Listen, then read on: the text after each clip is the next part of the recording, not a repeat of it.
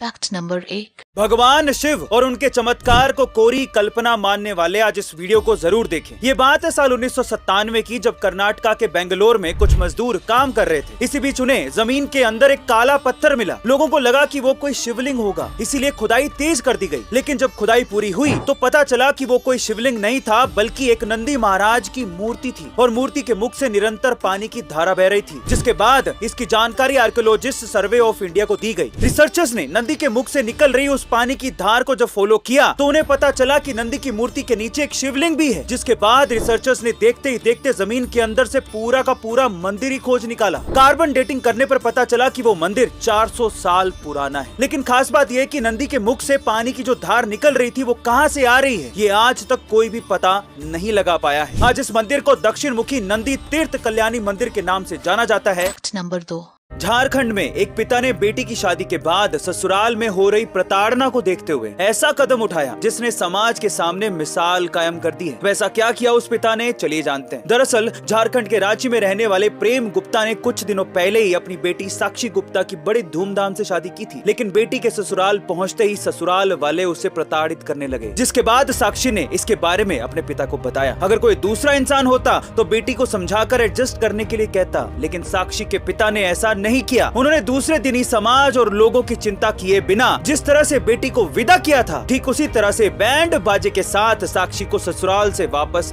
मायके लेकर आए। बैंड बाजा और पटाखों की आतिशबाजी के साथ पहली बार शायद ही कोई लड़की ससुराल से मायके आई होगी। हमारे समाज में ये मान्यता बनी हुई है कि पिता की संपत्ति को बेटा संभालता है और पिता की इज्जत को बेटी। लेकिन प्रेम जी के इस अनोखे अंदाज ने समाज के सामने एक नई मिसाल पैदा की है। तो प्रेम जी के लिए एक हार्ट तो बनता है। मिलता है।